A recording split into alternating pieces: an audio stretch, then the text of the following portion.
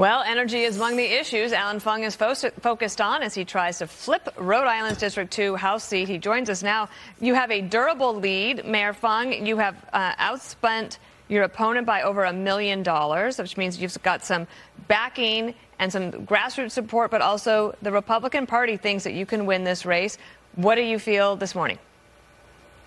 Hey, good morning, Dana and Bill. Yes, we will win this race, and we will make history and bring back a Republican voice, not just in Rhode Island, but a Republican voice in all of New England, where there's not a single one of us in the House right now. I'm excited for this opportunity. As you saw from my commercial, I'm talking about the issues that are on people's minds at their doors, at fairs and festivals, and it's this cost of living crisis, particularly the energy crisis that we're facing up in New England, all across the country, because of these failed Democratic policies by President Biden and this Congress led by Speaker Nancy Pelosi.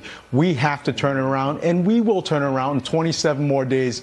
It's exciting. I'm having fun on the campaign trail, talking about the issues. You saw the release about my energy plan, but it's also about safe communities, and people can find out more as we roll them out on fungforri.com. Oh, okay. So, look, you're up against it, right? You know that. There are many more Democrats who live in your district than Republicans. But Rhode Island closes early in the night. If you were to win, you're like the canary in the coal mine, because you're going to forecast what's happening in many districts across the country. I'm sure you see it that way. But what would explain why you would be able to have a fighting chance in a district where Republicans haven't won in years? I'm excited because, you know, my opponent isn't talking about what's his plans to tackle this cost of living crisis, whereas I am.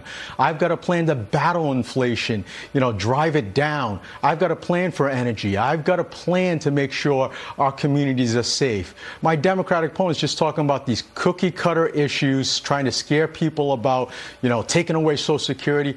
I've got a mother that's on Social Security, retired. You know, I know and can empathize what, you know, people like her and millions of other families, fathers and daughters, fathers and mothers, as well as grandparents are going through every single day. And this is why, you know, we're talking about not just what I did to turn our state's second largest city around. People know my track record of taking a city that was in the red and making it one of the best cities to live. People know that I'm focused on them and what we need to do to turn not only the district around, but our state and our country around and make us energy independent again, focus on the economy, do what's right to drive down this inflation, and make sure that we're safe in our home. That was my track record as mayor, and that's what I want to do down in Washington, D.C., bringing common sense solutions to all of us and fix this economy. Christie, the former governor of New Jersey and a presidential candidate himself, he campaigned with you yesterday, and he said this to Fox News, that as a blue state governor, I can relate to the idea that you need to work with everybody. You need to listen to all voices and try to bring people together. He says that's what you do. Interesting, though, you talked about home. Let's talk about your home. I believe it's your wife that has actually already made history in politics in your state. Tell us about her.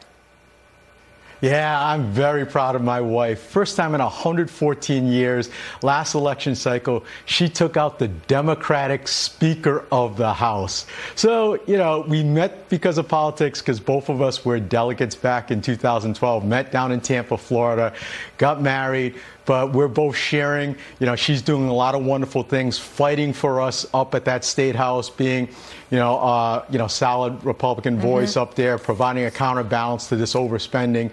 And that's what I hope to do down in Washington, D.C. We're a great team, working together. Hopefully both of us are making history.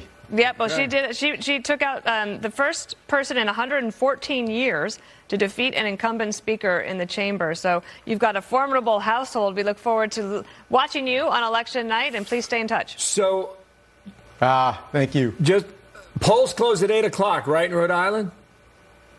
Yes, they do. In 27 more days, we're going to work hard and run through that finish line. Do they count fast or slow?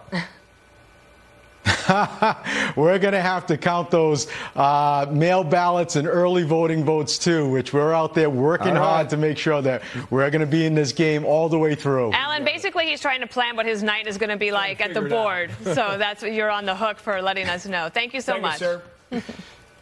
Thank you for having me on.